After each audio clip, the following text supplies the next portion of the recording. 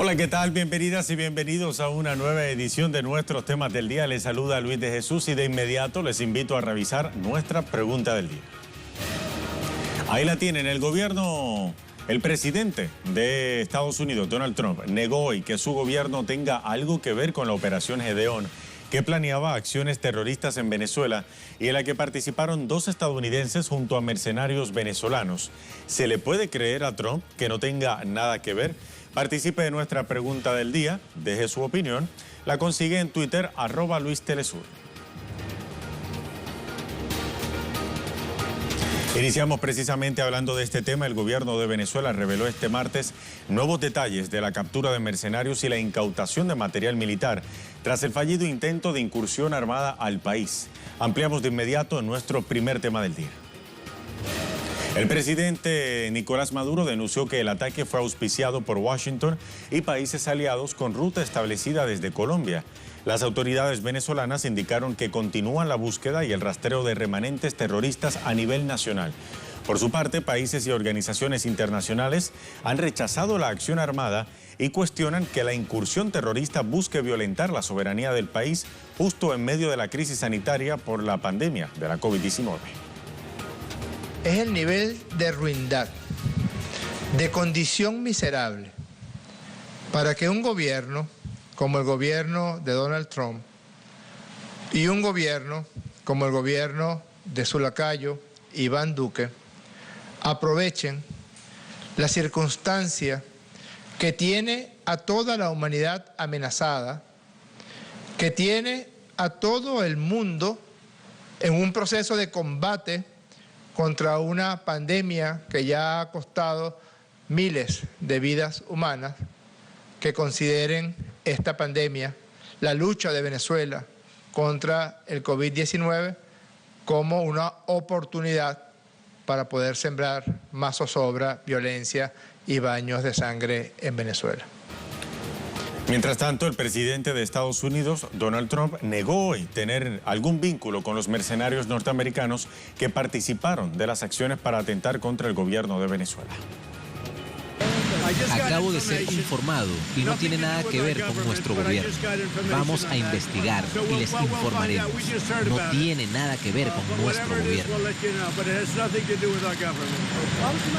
Muchísima información sobre Venezuela. Vamos de inmediato hasta Caracas con nuestro corresponsal Leonel Retamal, que nos actualiza todo lo que ha venido aconteciendo en las últimas horas en la República Bolivariana de Venezuela. Leonel, saludos, te escuchamos. Luis, ¿qué tal? Muy buenas tardes. Como tú ya comentabas, lo último que se conoce hasta el momento son las declaraciones que emitió el vicepresidente de Comunicación de Venezuela, señalando nuevos antecedentes que ya forman parte de la evidencia de este caso. Respecto a lo que ocurrió el día domingo de madrugada, el domingo 3 de mayo, esta intervención vía marítima, señaló que esto estaba comandado por se pretendía que fueran 2 lanchas las que hicieran su arribo al estado de La Guaira, sin embargo solo lo hizo una. El presidente Maduro el día de ayer indicó que se produjo un enfrentamiento con fuerzas de seguridad por alrededor de 45 minutos, donde cayó abatido uno de los que es indicado como líder de esta operación, alias Pantera. El otro personaje está implicado en la detención de estas personas, 8 mercenarios, durante horas del mediodía de ayer lunes en la localidad pesquera de Chuao.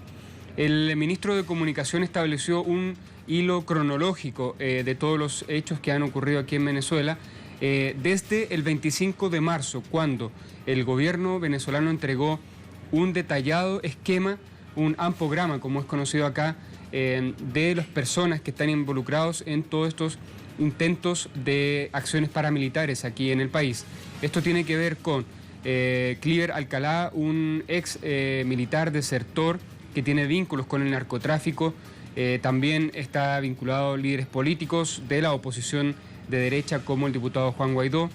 Y también ya tenían rastreado a este personaje estadounidense de la contratista militar, como se llaman ellos, o mercenarios, como es Jordan Goodrow.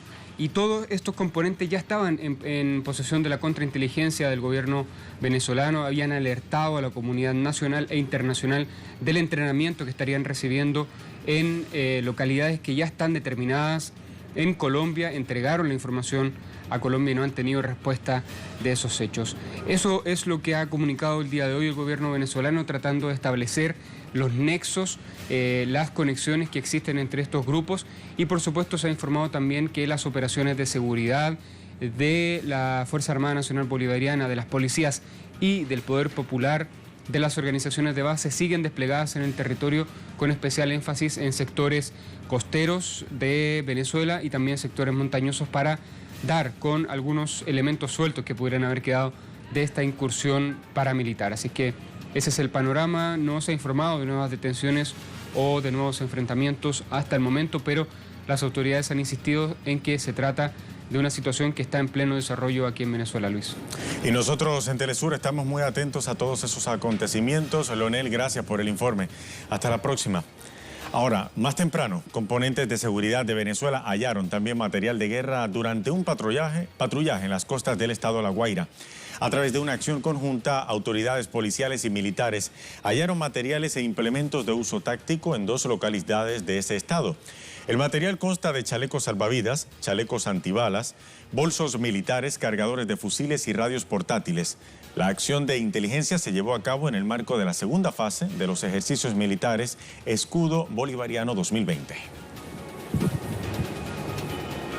En este contexto, la Brigada de Respuesta Inmediata desplegó una compañía de infantería de marina para labores de escudriñamiento, patrullaje y puntos de control, con el fin de dar captura a elementos terroristas y mercenarios en el estado La Guaira.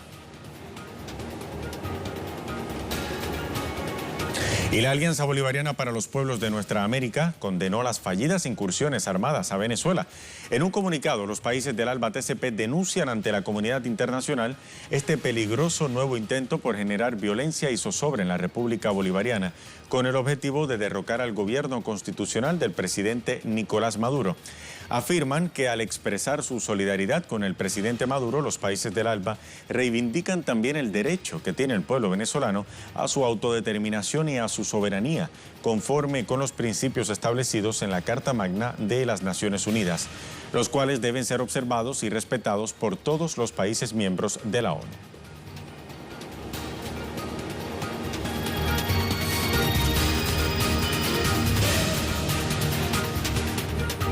Vamos a revisar una vez más nuestra pregunta del día, que tiene que ver precisamente con este tema. El presidente Donald Trump negó hoy que su gobierno tenga algo que ver con la operación Gedeón, que planeaba acciones terroristas en Venezuela y en la que participaron 2 estadounidenses junto a mercenarios venezolanos. ¿Se le puede creer a Trump que no tenga nada que ver? Participe de nuestra pregunta del día, la consigue en Twitter, @LuisTelesur.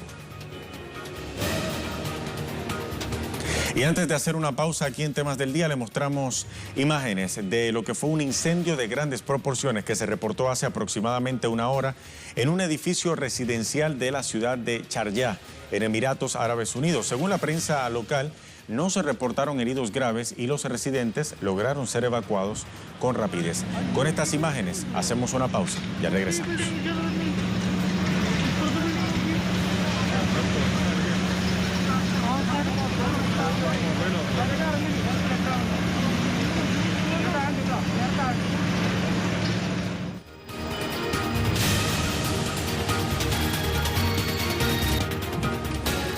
Estamos de vuelta en nuestra edición de hoy de Temas del Día. Ante la falta de apoyo del gobierno de Jair Bolsonaro en Brasil, los pueblos indígenas de la Amazonía han pedido a la Organización Mundial de la Salud que apruebe un fondo de emergencia para combatir la pandemia del COVID-19 en sus zonas. Este es nuestro segundo tema del día. Las comunidades indígenas han solicitado a la OMS un apoyo que les permita enfrentar la pandemia. Alrededor de 850.000 indígenas habitan la Amazonía brasileña sin recibir asistencia médica. La diputada indígena Joenia Wapichana calificó la situación como una emergencia y añadió que las comunidades de zonas remotas son vulnerables a la pandemia y no fueron incluidas en la Estrategia Nacional del Combate al Coronavirus. La Articulación de los Pueblos Indígenas de Brasil aseguró también que al menos 18 aborígenes han muerto en el país a causa de la COVID-19, pero el Ejecutivo solo ha reportado 6 de ellos. Así las cosas, el pueblo indígena de Cocama expresó también su preocupación por la situación que padecen. En un comunicado han expresado su indignación por la negligencia y la omisión de las autoridades públicas a nivel federal, estatal y municipal. Indican que el sistema de salud pública está sobrecargado y sin el equipo necesario para responder a la demanda de casos confirmados por el virus. Además, demandan que se tomen con mayor vigor las medidas necesarias para el aislamiento social, mientras piden un mínimo de dignidad a los pueblos indígenas en estos tiempos difíciles y dolorosos.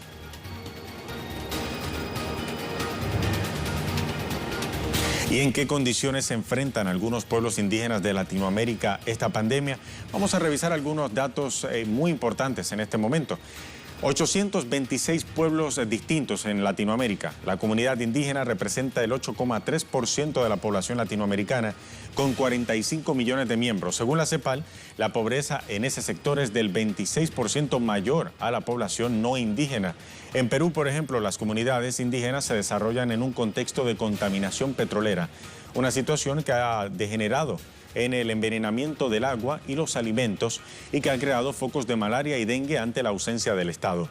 En Bolivia, mientras tanto, 64 comunidades del territorio indígena del Parque Nacional Isiboro denuncian la desatención del gobierno de facto, la falta de información y el desabastecimiento de medicamentos y alimentos por la interrupción del comercio, así como la falta de infraestructura y equipamiento médico para atender los contagios por coronavirus. Mientras en Paraguay, la organización Tierra Viva denunció la falta de políticas del gobierno para atender a las comunidades indígenas. La exclusión del Estado se refleja en el 65% de indígenas que se encuentran en situación de pobreza y más del 30% en pobreza extrema. Una situación que se ha agudizado con el aislamiento y que incrementa los riesgos de contagio por la precariedad ante la pandemia.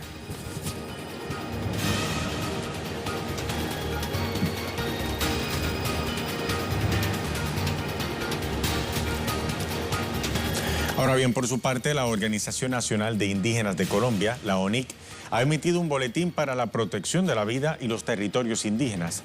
En el texto expresa la organización que las declaraciones públicas en cabeza de ministros y viceministros indican que la estrategia de contención del virus adoptada no es integral y, por tanto, revelan los matices de una política irresponsable en lo técnico y no concertada con los pueblos indígenas de Colombia, por lo que exigen que se realicen pruebas masivas territorializadas y que se apoye a las autoridades indígenas en el monitoreo, a las guardias indígenas en el control territorial y las brigadas de salud propias que se están implementando en algunas comunidades.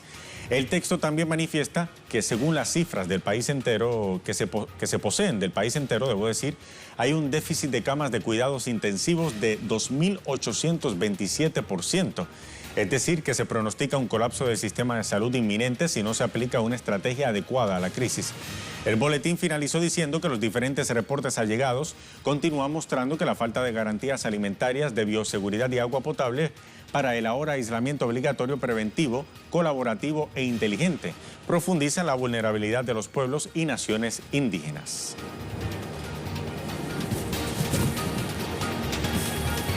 Vamos ahora con nuestro corresponsal André Vieira desde la ciudad de Río de Janeiro, en Brasil, quien tiene más información sobre la situación que padecen las comunidades indígenas de la Amazonía brasileña.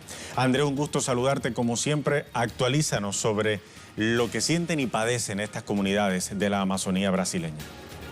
Hola Luis, saludos para ti, para la audiencia aquí de Temas del Día. Luis, efectivamente las comunidades aquí de Brasil están realizando articulaciones para no sufrir aún más por la COVID-19 en sus aldeas ahí en la Amazonía. Además, denuncia que existe también un olvido histórico por parte de los gobiernos, pero principalmente ahora agudizado en el gobierno de Jair Bolsonaro, un olvido de esas poblaciones. Recordemos, Luis, que desde la salida de los médicos cubanos del Más Médico criado por Dilma Rousseff aquí en Brasil, muchas aldeas aún están sin los médicos todavía no han llegado a esas aldeas y de hecho los médicos cubanos fueron los primeros a llegar en muchas de estas aldeas que antes los médicos brasileños no querían trabajar, pero ahí estaban los cubanos y ahora estos indígenas también sufren con la falta de médicos. Además, estos pueblos indígenas se articularon y enviaron una carta para la Organización Mundial de Salud,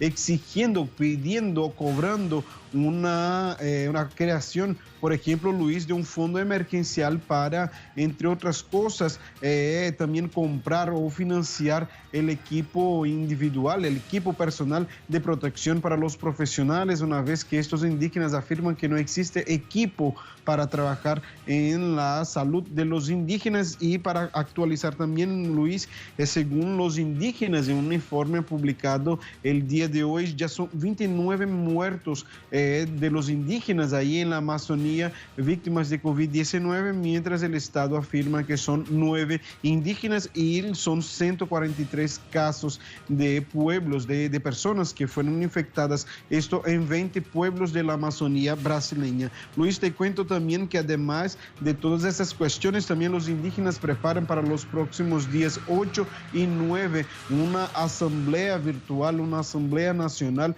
para debatir la situación de esos indígenas ahí en la Amazonía, una situación muy grave, pero ellos están muy articulados y denunciando, Luis, esta triste situación. André, comunidades indígenas que históricamente han sido olvidadas y que ahora su situación empeora con esto de la pandemia. Pero permíteme preguntarte, André, porque mientras esto está pasando en Brasil también, hace minutos se dio a conocer el testimonio presentado por Sergio Moro ante la policía contra el presidente Jair Bolsonaro. ¿Qué información tiene sobre eso?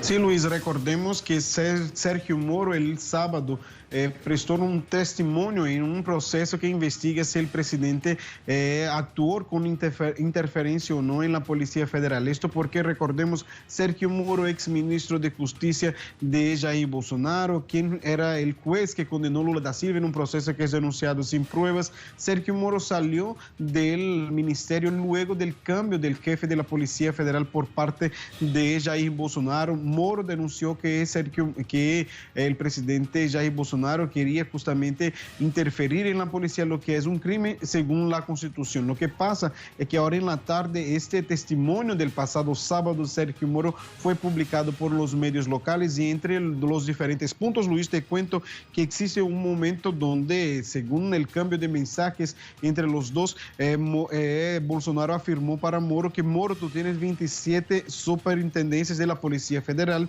y yo quiero solamente una, la de Río de Janeiro. Esto porque, Luis, es justamente aquí en Río de Janeiro, la Superintendencia de Río de Janeiro, que investiga posibles crímenes practicados por la familia de Jair Bolsonaro, que involucran los hijos de Jair Bolsonaro, el propio presidente. O sea que si existe alguna investigación contra el presidente de la República y su familia, es justamente aquí en la Superintendencia de la Policía. Es por eso que diferentes políticos, expertos, juristas afirman que Bolsonaro quiere el control de la Policía Federal aquí en Río de Janeiro para no permitir las investigaciones contra su familia. De hecho, el diputado Marcelo Freixo de la oposición afirmó que convocará al nuevo jefe de la Policía Federal para entender por qué hubo de hecho un cambio aquí en la policía, porque el antiguo superintendente fue promovido para un cargo de la policía en Brasilia y ahora se cambiaría ese director de la policía aquí. O sea, que por aquí la oposición, los juristas quieren explicaciones para entender si Jair Bolsonaro estaría o no interfiriendo en la Policía Federal, pero ahora, hace algunos minutos, el presidente declaró a la prensa, de hecho, que sería una mentira por parte de Sergio Moro, o sea, que está formada la pelea entre estos dos que antes eran aliados en este post-golpe, en esta post-prisión de Lula da Silva en la elección de Jair Bolsonaro, y ahora son enemigos públicos, Luis, por aquí en Brasil. Una crisis sanitaria en Brasil, ahora también una crisis política que se sigue agravando en ese país. André, gracias por el informe. Hasta la próxima. Vamos a pasar ahora a otras informaciones y para ello revisamos la cuenta de nuestros corresponsales en Twitter.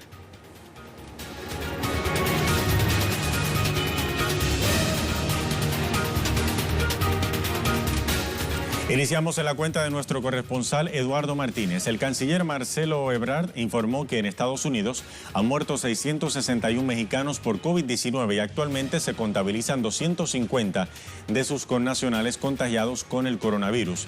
Se mantiene la protección consular, especialmente en el país vecino del norte. Información ahora también desde España, Edu Marín. España cierra abril con 282.291 91 parados, más un 7,97% más que el mes anterior, según datos del gobierno. Duras cifras, pero no tanto como las de marzo. La COVID-19 ha provocado casi 600.000 desempleados más en un mes y medio en el país. Coronavirus España, dice Edu Marín.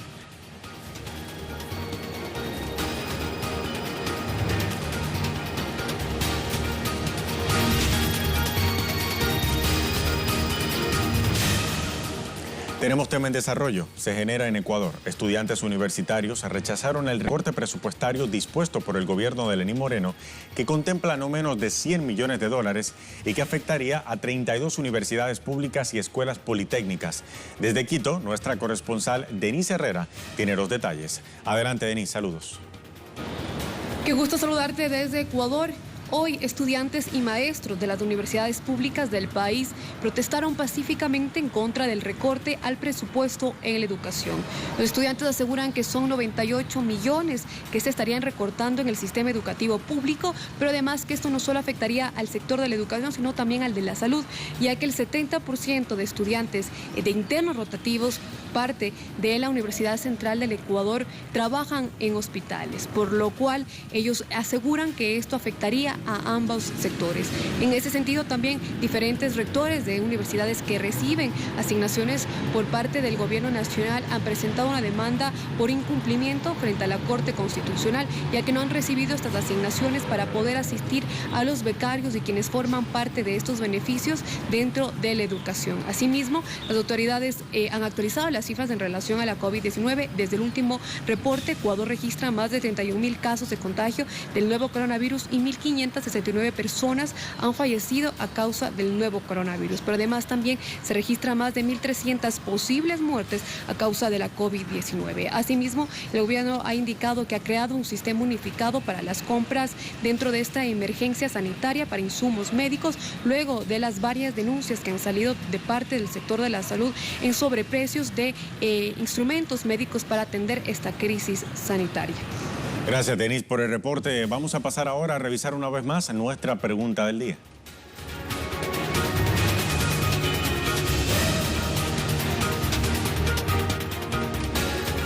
Ahí está nuestra pregunta del día. El presidente Donald Trump negó hoy que su gobierno tenga algo que ver con la operación Gedeón, que planeaba acciones terroristas en Venezuela y en la que participaron 2 estadounidenses junto a mercenarios venezolanos.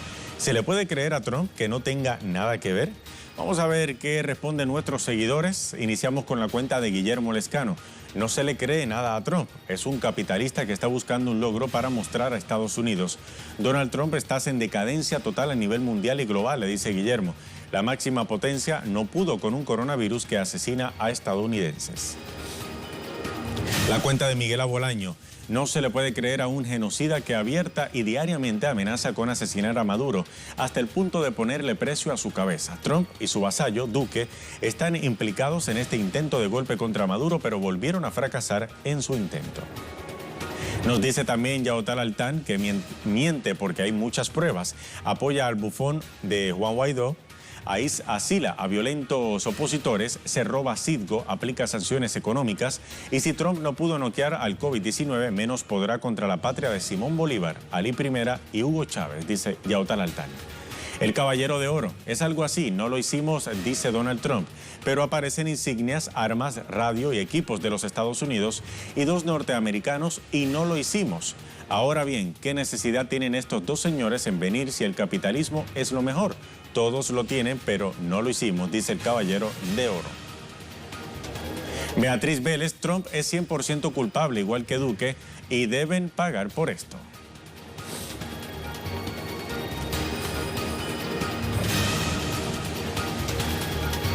Ahora los dejamos con nuestro video web del día, producciones audiovisuales que usted puede encontrar compiladas en la cuenta de Facebook de Telesur. Un videodato que muestra más detalles de la acción cívico-militar en la que se logró la detención de los 8 terroristas en Venezuela en los pasados días. Les dejamos con la información. Hasta la próxima.